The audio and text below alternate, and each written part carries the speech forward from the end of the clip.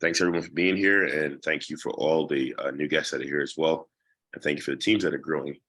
And today I'm just going to bring up our co-founder, or our founder actually, Mr. Marcus Dukes. For those of you who know Marcus, you guys know that he's had a very, very successful career in finance, raising multiple millions of dollars, doing big real estate deals, and currently working with the Prince of Dubai here. Well, not here in Vietnam, because we're in Vietnam currently building the team here, but also working with the Prince of Dubai in Dubai. That's where he lives currently, on some really exciting stuff for us here in the Humanitino Protocol and in ASL, which is African Startup League. So Marcus, I'm going to have you come up and do our quick presentation, and we're going to be rolling a couple of new things here at the end of the call. So thanks everyone for being on the call, and whoever invited you, give a big thanks to them, because you're in for a nice treat. And Marcus, let me know when you can hear so we can get started.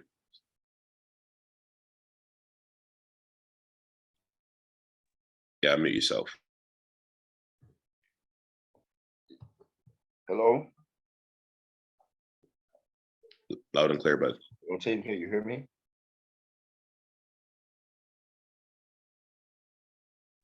Hello, team, can you hear me? I can hear you loud and clear, bud. I'm trying to see if anybody besides the people in the next room can hear me. Yeah, we can hear you well, Marcus. Okay. All right. Like Jamal said, I can hear you loud and clear through the door. Okay. Well, guys, you know, we've been doing the presentation, so we'll try to do something a little bit different. Since we've been kind of planning the presentation, I know we have some new people on. So what I'm going to do is kind of talk through, you know, why ASL, but do it in a shorter format, quicker format. So give me 1 second. I want to pull up. I'm going to try to share screen. Let me look and see if I have. I need that real quick.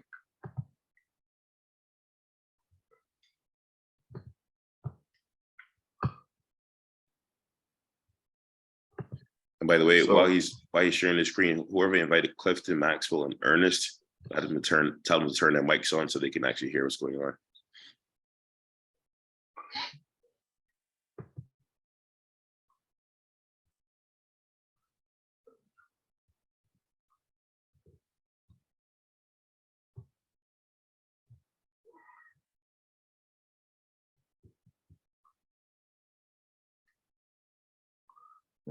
So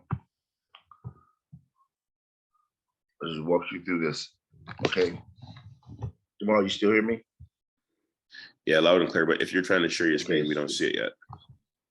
Okay, super. I'm not gonna share screen. I'm gonna talk right now. So the point of African Startup League, is to build the startup ecosystem for Africa. And why are we doing this? It's important because, you know, humanity, you know, protocol started off by building a way for people to earn more than $2 a day. And the way they do that is that we built a blockchain-based system that allowed people. Our goal was to eliminate extreme poverty. So we had 2-step goal. One was to eliminate extreme poverty. The second step was to allow people who are out of extreme poverty to have a way to build the rest of their lives. Because the goal was not just to let people live right above extreme poverty. To do that, we have people come to our blockchain-based platform, sign up, Humanitino Protocol. When they do their task, they can earn $2 or more a day in crypto from us. And they get the opportunity to convert their crypto to either fiat, i.e. they need money, they convert it immediately to their local currency. So they can buy groceries or do what they need to do to survive. Savings or investing. When they invest, they get the opportunity to then take that crypto and we've tokenized and fractionalized the top 100 US securities. So Tesla stock, Amazon stock, IBM stock, etc. People can literally go in Africa or anywhere in the world and buy $2 or $5 or $6 worth of any of those stocks without any additional process, without any trying to open a US broker, which they have to do before, without having to have enough to buy one whole share. One whole share of Tesla costs you $291. So, but you don't have to buy one whole share. You can buy literally $2, $3, or $4 worth. And it's become super important because it allows people to have everybody to have the same portfolio that you and I can have. So it allows them to build a real portfolio. They can build real wealth. So that was the first part of our program. That was Humanity Node Protocol. And that program we're rolling out all across Africa now as we speak. The second part of the program deals with how do people create wealth above $2 a day. And real wealth creation, the biggest wealth creator in the world today has been Silicon Valley. Silicon Valley has created over $30 trillion for US companies. 30 trillion with a T through US companies. China, as you know, as we understand in our presentation, we compare us to the growth in Africa that's coming to the growth in China that happened over the last 20 years, 30 years. And over the last 20, 30 years, China grew from $1.7 trillion in GDP to nearly 17.9 or $18 trillion in GDP. Now, that's the story about income. You grow GDP by growing growing the income, growing the product, the things that your country produce and sell, the things that get sold. And therefore that grows the general income of the population. The wealth is generally created through startups, through equity. So wealth is created by owning equity in companies that are growing. And so in China, as I know you've heard me explain very, very diligently, very well, every day on these calls, in China, during the course of that growth, they grew 300 new startups that were worth more than $1 billion each. 300 new startups that were worth more than $1 billion each. They created 1,000 new billionaires, 1,000 new billionaires, and they created 5 million new millionaires plus. This is what they did over that growth period. Now, we have a lot of reasons that we know that Africa's growth is going to go faster than China's. Africa's population is much younger. They're more hyper connected, and they're already more into blockchain and crypto. But we know Africa's growth is going to happen in a decentralized way. While China was a government, one government, and in that government gave everybody direction and got everybody marching in the same direction. Africa, because it's 54 governments, can never get together on all the governments go in the same direction. But due to blockchain, they don't need to because people can go to the same direction on blockchain. With that, the African growth pattern is going to be faster, stronger, bigger, and it's going to create a lot more wealth in a shorter period of time. The biggest difference, and this is where ASL and what you're doing coming in, the biggest difference is that when Africa creates its 300 plus startups with more than $1 billion, 1,000 billionaires, and 5 million millionaires, some of the people on this phone call, some of the people in this group will be part of that group. And the reason being is that in China, because it was centralized, because it was the government doing it, the government of China got to pick. And this is very important. The government of China got to pick who got to start the companies. They ended up being the big companies. So literally the government of China picked who were the winners, the financial winners of the league. Everything that we're doing is decentralized. So it's not only that China doesn't get to pick, it's not a centralized authority. We, the people who are working here on your behalf, don't get to pick. I don't get to pick. You don't get to pick who gets. I mean, I don't get to pick. The community gets to pick who's get in the tournament and who gets in the tournament, who gets in the competition every year. 1,000 companies determine who wins, and that's determined who gets into the 10,000 companies, who gets into the competition every year. Is determined by who owns ASL tokens. So think of it this way: where this whole economic movement happened in China, the Chinese government got to pick which entrepreneurs would get the benefit. We replaced the Chinese government with the ASL token holders, which are you, and you get to pick what teams enter the competition. And only the teams the ASL token holders pick can enter the competition. So those are the only ones that can win the competitions. As being as the only ones that can win the competition, we literally, as ASL token holders, will pick and determine who gets to enter, and the big part who gets to win, and therefore who gets to create the biggest company. And all those companies and all that equity will be created inside of our system.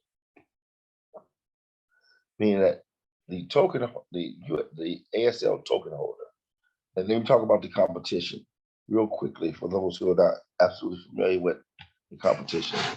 Competition is simple. 10,000 startups will enter each year, go through a 6-month process, and through a 6-month process, they will be judged and eliminated to it's only 100 startups. Think of American Idol meets Shark Tank. If you're familiar with any one of those shows, 10,000 startups will be eliminated to it comes down to 100 startups, and those top 100 will be winners. If you took your ASL token, you sponsor the winner. If you sponsor the winner, you'll get tokens not only in one startup, you get tokens in all 100 winners. You will get tokens if you sponsor a winner. If your company you sponsor comes in first place or 100th place, then you'll get tokens in all 100 winners. That's the way it works. It's like winning a whole portfolio. It's gonna be the biggest way to create wealth in the ecosystem, like winning a whole portfolio at one time. If you lose, if your team you sponsor does not come to the top 100, you still don't lose because you will receive all your tokens back. And you'll be a sponsor again next year, or you'll be able to sell your tokens in the off season. But you do not lose your money. You receive all your tokens back. This competition will create, out of this competition, annual competition, will come the 300 or so new companies worth $1 billion in Africa. And the owners of those companies will be the new billionaires and millionaires coming out of Africa or coming out of wherever you're at because you sponsored those companies. So ASL token becomes the gateway. And this is the key. The ASL token is the gateway from the growing economy, the growing GDP from 1 trillion to 18 trillion. It's about income. That's about everybody in Africa growing their income. But then that translates through to equity. And the ASL token is the gateway from income to equity for those who want to create wealth. The ASL token is the only mechanism to get to the wealth building side of equity. So this token, because we're only selling this token once, this token has a limited supply. This token will be super valuable as we go on, as people understand that this is the only way to play equity inside the ecosystem.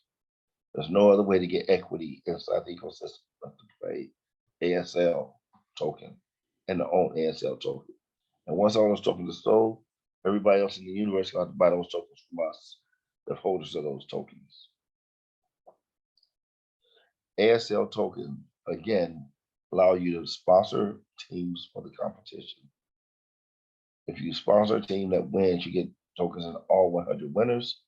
If you sponsor a team that does not win, you get your tokens back. You do not lose any tokens, and you can use your tokens next season, or you can sell your tokens in the off season.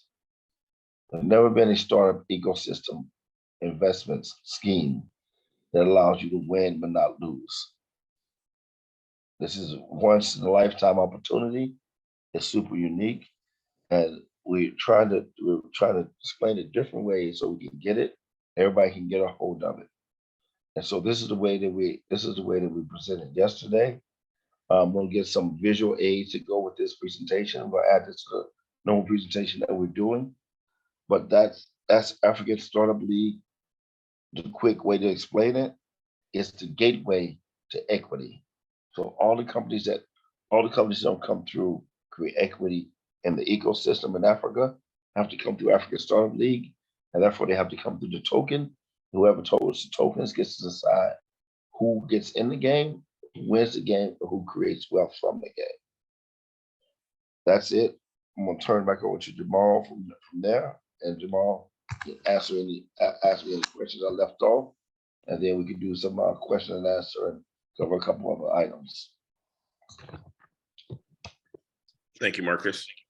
Great explanation. So how many tokens does it take to sponsor a team? And I think you use an example of like F1 before, use an example of like a football team. You want to cover that quickly? So it takes 100,000 tokens to sponsor a team completely. Means that you will be the only sponsor of that team, or so you can do it that way, or you can partially sponsor a team. You can put 10 tokens, 100 tokens, 1,000 tokens, 10,000 tokens in the team, put 10,000 tokens in the team, then obviously you're a 10% sponsor of that team. When you put 1,000 tokens, you're a 1% sponsor of that team. So you can sponsor a whole team for 100,000 tokens, or you can sponsor any fraction of a team as you decide, as you see fit. Therefore, you can also sponsor many teams. You can sponsor many whole teams. You can sponsor many teams as partially as well.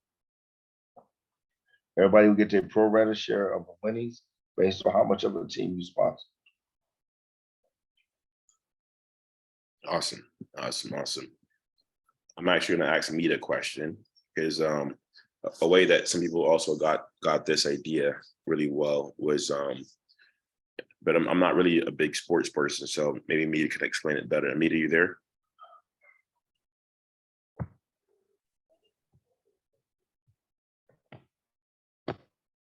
Meet, are you there? You got oh, hold on, I got to let people unmute themselves. Hold on.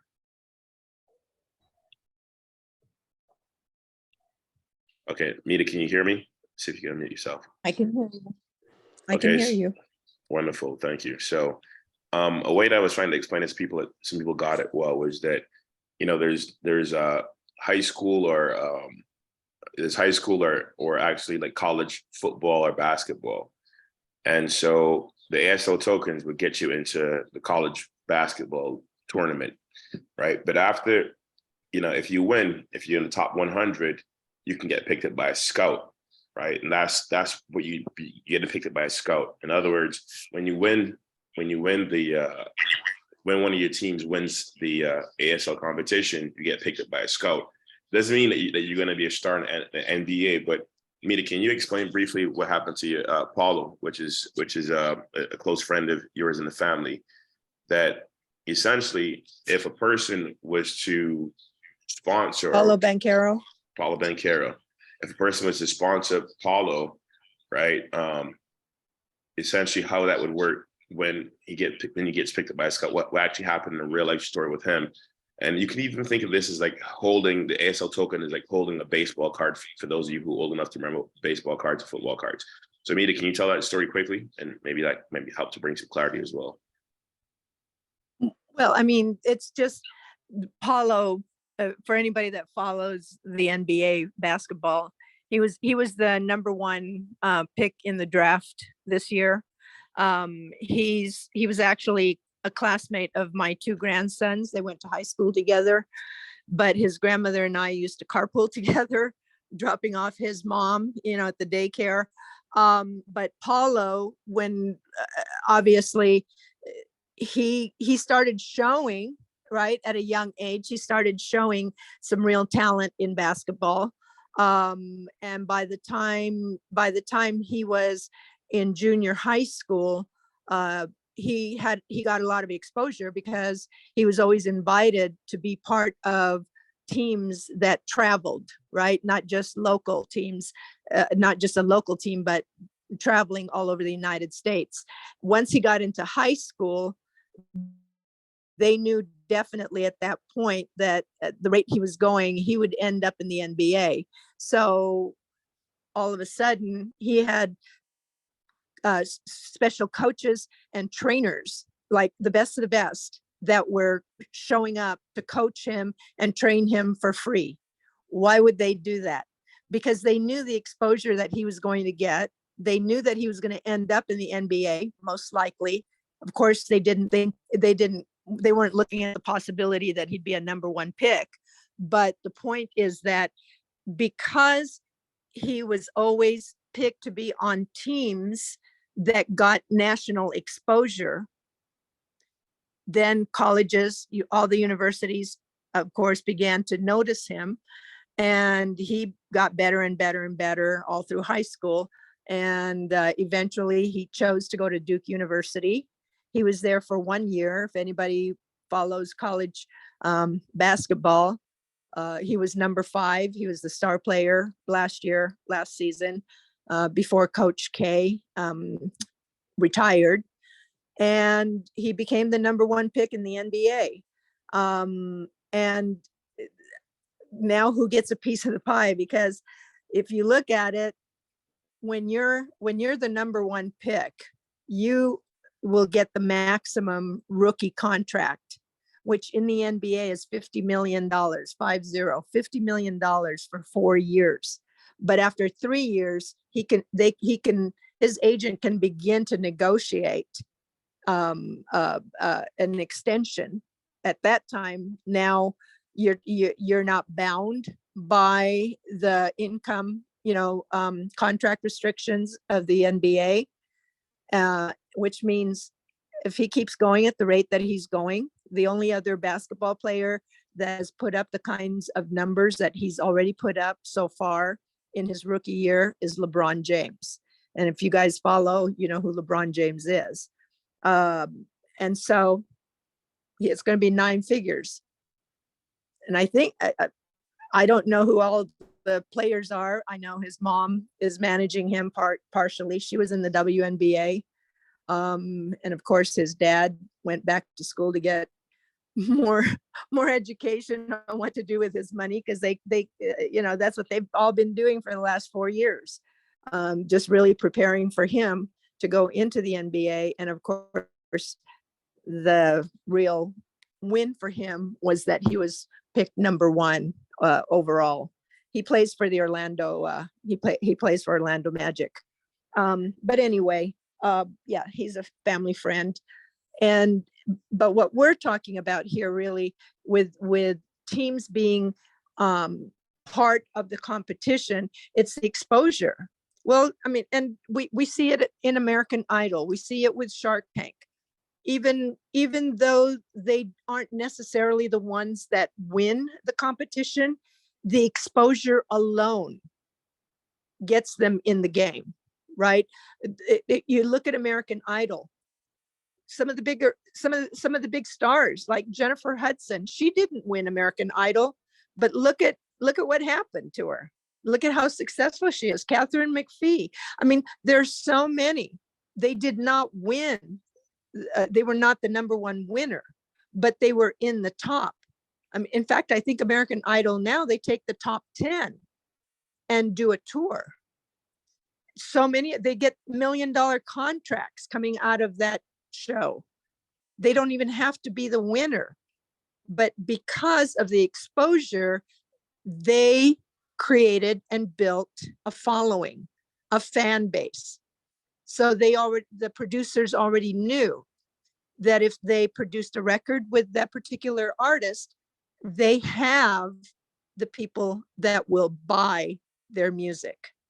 Okay, so and same thing like with Shark Tank. Even though some of those businesses that are brought to Shark Tank do not get a deal with any of the sharks, their ideas, their products, their services got exposed and it caused their businesses to grow outside of that competition, outside of that show, because of the exposure.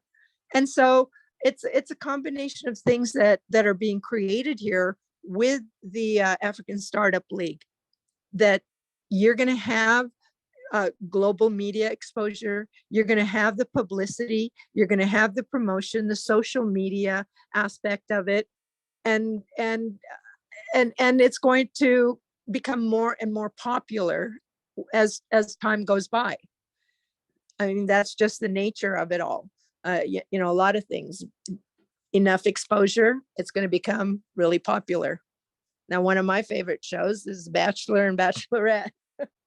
and any spin-offs of that show is now, it becomes very popular because they've, over the years, have gotten enough attention and created a fan base.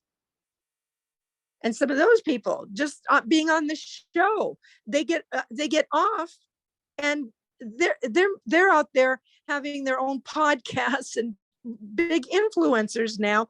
They don't have to go back to their regular jobs working at a bank or whatever they were doing previously, because they're making so much money because of the exposure that they got just being on that show. So we start creating companies because what the ideas that they're presenting are products or services, you know, businesses that's catching the attention of the public, of the marketplace. Even if your team doesn't win, if it's good, if it ends up in the top 100, it's like Marcus said, you're going to get equity, all 100 top 100 companies. That's a lot of equity. So anyway, sorry, I think I went off a little bit more. You actually went on. I like it. You went on to hit all the points that we needed to hit, because, you know, because this is something new. Imagine people trying to explain Shark Tank or anything like that for the first time, or American Idol, before people actually see it, which is what we're going to be doing here shortly, which is we're going to be doing a pre-game so people could actually see what it is. But exactly as Mita and Marcus explained to it, is exactly what it is, right? Is a chance for 10,000 people in Africa, which the token holders here, every single token holder, you get to be a team owner. You get to be a football team owner, a basketball team owner. You get to put people in a position to win, right? And the best thing, one of the best things that people, a lot of people are saying, well, Jamal, how do I pick the right team? Well, this is really supposed to be creating exposure for Africa, is a humanitarian venture. So it isn't really so much about winning, and that's a bonus, right? But it's more like, if you notice, the World Cup is happening here, actually in Qatar, right? People love to be a part of a winning team. And more than anything else, people love to support winners, right? And so that's really what it's about. Have fun with this, guys. It's not so much about how much money you're going to make, because just for being an ASL token holder, you get to participate in one of the biggest creations of winners around the world, and team holders. And as teams move forward and move up, people are going to start, like, you know, yesterday we were here in Vietnam, and a bunch of guys here were supporting Korea. Well, they're not from Korea, but they're supporting Korea because, you know, Vietnam isn't playing right now, right? And so you should see the table that we were at yesterday, and I posted that picture. A bunch of guys, we were facing that way because everyone was watching projection screen, right? Because everyone, if you watch NBA, NFL, any sport, people love to support winners. That's the reason why Shark Tank is so big, because people like to see underdogs come up and win, right? And so that's what we're doing. We're creating a big platform, people who never, ever had a chance to be able to have a winning opportunity in life. First, create a playing field so they can get out of extreme poverty, because people say that when you're busy surviving, it's hard to create. But as soon as you can get to past the surviving range, right, then you can start to create. And so this is how we're going to create winners around the globe. And everyone here, this isn't a mining deal. It's not a crypto bot that's trading on your behalf or anything like that. We're creating an even platform for anyone at any level who wants to come on board and portray the idea and put some work in to be able to become a winner and get picked up by the scouts, so to speak, to end up in the NBA finals or to end up in NFL finals and things like that. So this is what you're part of. This is the first time we've ever done anything like this anywhere. I don't know if any program, and this is the reason why people like the Prince of Dubai are interested in this, because they get to be a part of the biggest shift in wealth in the largest continent on the world, with some of the best, biggest ideas that are out there. And so this is what you get to be a part of, and this is what we get to do. So thank everyone for being a part of this. Thank you all for being patient with it. And thank you all for all the feedback as well. I see the groups are moving, and it's because people are getting it. And it's really fun to see this thing evolve, right? Just like Paulo Banchero evolved into a superstar, all the people here are evolving to create and also being superstars themselves by building teams to help to make this vision a reality. So with that, I'm going to say thank you. I'm going to stop the recording here for our presentation, and we will be back tomorrow with some more visual aids and stuff like that. So keep coming, invite your teams so that we can get more clarity as we move forward. Thank you.